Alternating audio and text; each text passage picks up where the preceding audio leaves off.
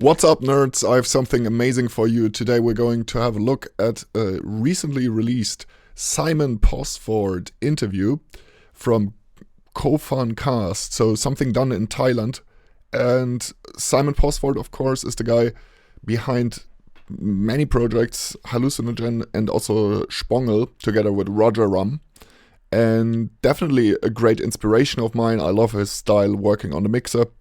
I didn't watch this interview beforehand, so we're going to enjoy it together. Let's jump into it right away.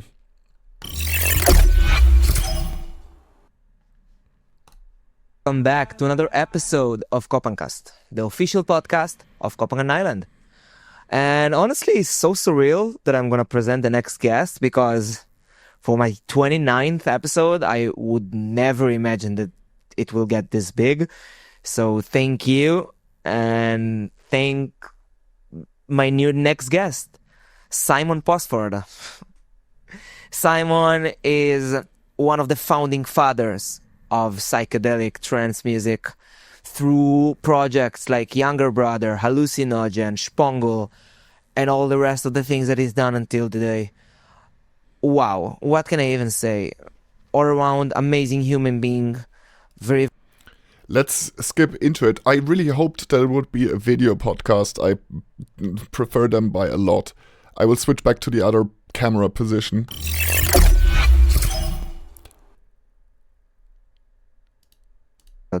Simon, I want to thank you so much for being here. Thank you for having me. Or 100%. It's my pleasure.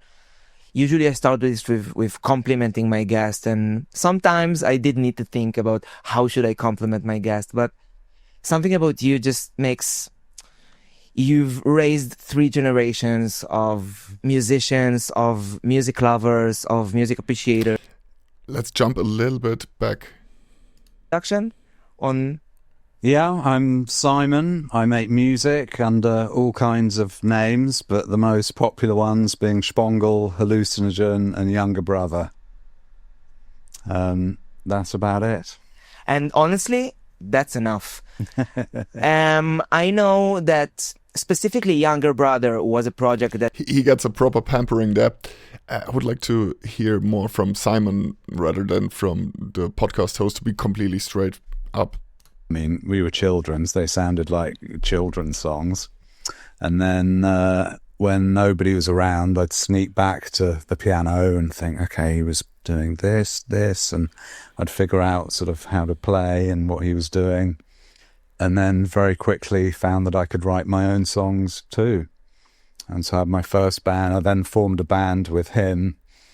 He, by that point, had moved on to drums and was brilliant at drums already. And so we did our first gig, age 10, with the piano and drums, and a friend of ours who was sort of like Bez from the Happy Mondays with maracas and would, play the jester. And we did a little gig at school. So that was my first entry into... I didn't know that one for sure. 10 years old. That's interesting to hear for sure. The music then, I guess. And how did it feel for you as someone that, I want to make music, and then you get to your energy like? I felt awkward. The truth is, I'm not really a performer. I don't really like the attention. I don't really like being on stage. It's very nice, of course, to get the feedback from the audience, which is great. But then when I got older and wanted to pursue music as a career, I always thought I would be behind the glass, like engineering, producing, making the music.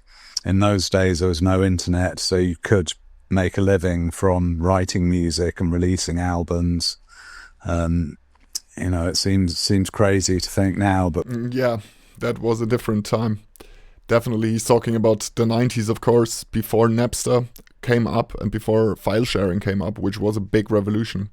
And also made some artists, of course, but ultimately, it changed the music industry forever. Now we have streamers, which are highly unethical, of course, as we know, like Spotify, etc. is a highly unethical platform, and using it is kind of almost like a little bit of bad karma. I myself sometimes use it, especially for one podcast that I'm listening to, and I always think to myself, it's like going to McDonald's or something like that. It's like, it's not great. But let's jump back into the interview. But back then, record companies would pay for the tour as the sort of throwaway cost to help for the real business of selling records. Whereas now, no one buys records anymore, so you sort of give the music away almost for free. Yeah. And now it's the real business of playing shows and doing tours. And how did this shift, we're going a little bit forward, but how was this shift for you as an artist that at the end of the day, all you wanted to do is to sit at the studio and make music, and suddenly you're kind of, I don't know if being forced is the right word. Being forced sounds a bit harsh, but, Yeah. I was a little disappointed. Yeah. It's not really what I wanted to do, but Yeah. it's okay. As I say, you get so much reward from feeling the energy from the fans when you do play. Yeah. And He almost sounds like a little bit nag about that, but maybe it just comes over that, I don't know. so then I'm going to jump a little bit, Simon's early studio work. when I left school, I went straight into Virgin Recording Studios. Olympic Studios is one of the great studios of the world, actually, where everyone from Led Zeppelin, Beatles, Jimi Hendrix, everybody's recorded there. Yeah. My first session was, I think, one of the first ones was at the KLF, Oh, no. which was great. And I was introduced to Spike Stent then, who was still one of my heroes of the mix engineering world. He's an amazing mix engineer. He does everything from Bjork, Massive Attack, to hip-hop, to really commercial stuff. Harry Styles, everything. Every hit record, the Spice Girls, so many of the hit records, Spike will have mixed it. And you started by mixing and doing like studio work for those No, kind it of... started as a tape op, which is invalid as a human being, basically. Making tea and, pandering to the fevered egos of these big rock stars. Yeah. And plugging wires in and packing up at the end of the day. And in those... He comes from a different generation than I come from. I am like thoroughly planted into that new music revolution that he was talking about in the beginning. I started 2007-8 in the International Munich Art Lab, where I got like professional equipment from a project for, it was a project that helped talented individuals to get to universities, and I already finished my assignment, which was like get picked by a university a little bit early, so I had some time and they gave me my first studio equipment. And when I started, it was basically like 10 years, 12 years, 15 years after Simon, and therefore I was already in a totally different world. Digital was already a thing, VST was already a thing, and the industry was already shifting. Like that time, I guess, like the Apple iPod was already there and was a big revolution, and probably the iPhone was either out or just around the corner as well. The iPhone 1 or just the iPhone, which was again the big revolution. So different times and therefore completely different pathways of me versus him.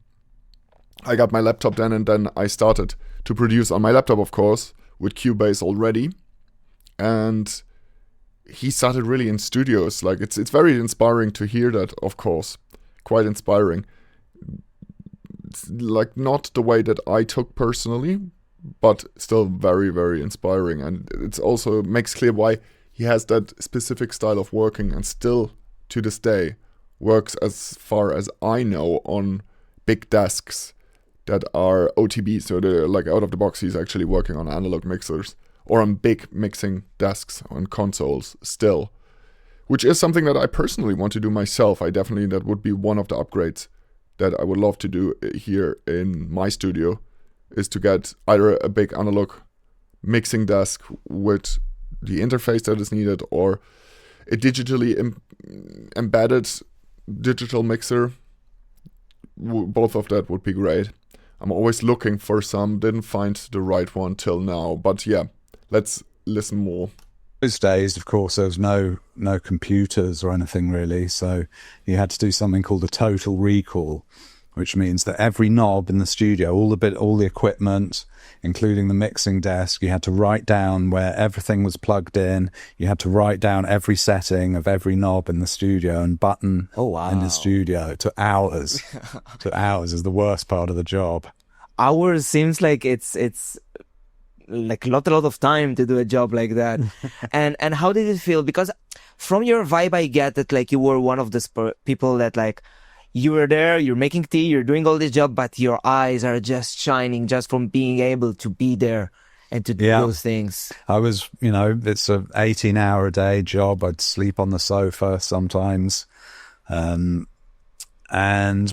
I always throughout had this drive to make music myself. So all that time while I was working in the studio, I had a band, and I couldn't really play with the band because all the time I'm in the studio hoping for some free time to be able to bring my band into the studio, which never happened. The studio's always busy.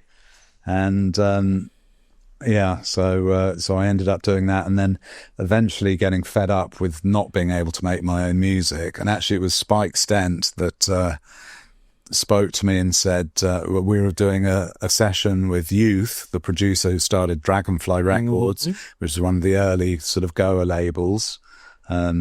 He was a pioneer of the whole trance scene in that way. And we were working on... Yeah, this is where it all started. Dragonfly was like, I think, a significant contributor in terms of labels, definitely, in the field. And this was the time where it was like actually also sold in normal record stores, and VAs, for example, like late 90s, they were worth a lot of money. I explained that fact quite a bit already in different other videos over the years, but yeah, those CDs or compilations, albums, etc., they were worth serious buck back then, which completely changed the whole game, of course. Now, like a really good niche release is worth maybe 10,000 euros or more, maybe substantially more, depending on the size of the niche artist over the years, also accumulative over a bigger span. But back then it could be easily like 500,000 or 1 million in revenue, of course, like different times. So inflation adjusted, etc., would be maybe slightly different, but still. On a band called James, and I don't know if you remember them. Honestly, I don't. They had a big hit called Sit Down. Oh, sit down, oh, sit down. That I know, yeah. And they'd just come off tour and were an absolute nightmare. Used to sort of hotel rooms and everyone running around doing everything for them. Yeah. And it was really a hard session. And so Spike pulled me aside one day and said, Simon, I can tell you're not really happy here, and you want to make your own music. You keep playing me your fucking demo tapes.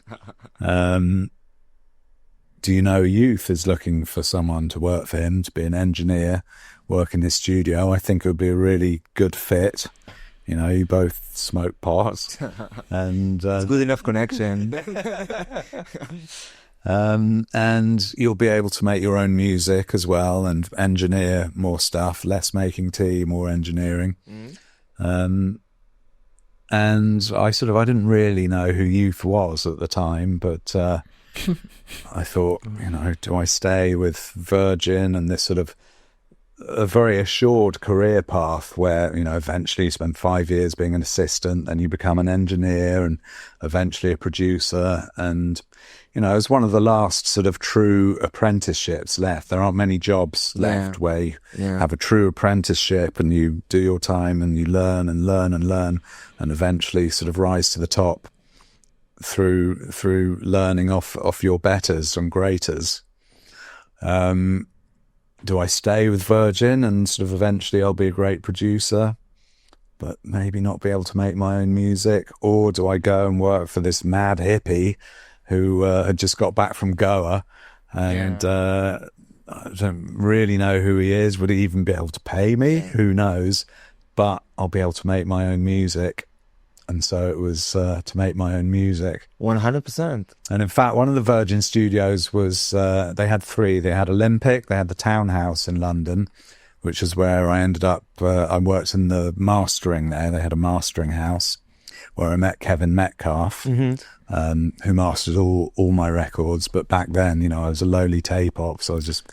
It's always great to learn more about your basically idols. In that case, I can totally say it. Simon Posford is to me a big inspiration, specifically over his project Shpongle, believe it or not. Although I personally produce quite extreme music for some of my projects, love Shpongle and deeply respect it, and it definitely is an inspiration and something that I listen to quite a lot in my life.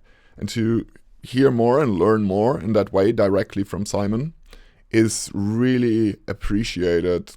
So big shout out to Kopangan Cast for making that happen so that we can listen to Simon. Pretty awesome interview. And with that said, this is part one. If you enjoyed this, then absolutely smash that like and subscribe to the channel, ring that notification bell or click that notification bell, and check out our website. That's Audionerdz with a Z in the end, .net, www.audionerdz with a Z in the end, .net, www.audionerdz.net. You'll find courses, blog articles, merchandise, etc. over there. If you want to check it out, feel free to do that. And if you have any feedback, or let me know if you enjoyed that as much as I did, to listen to Simon. He's a true veteran, you can say, absolutely. And for me, it was really inspiring. I hope this was the same for you. More content will come, of course. Lots of new content in the pipeline. So I see you guys very soon. Much love.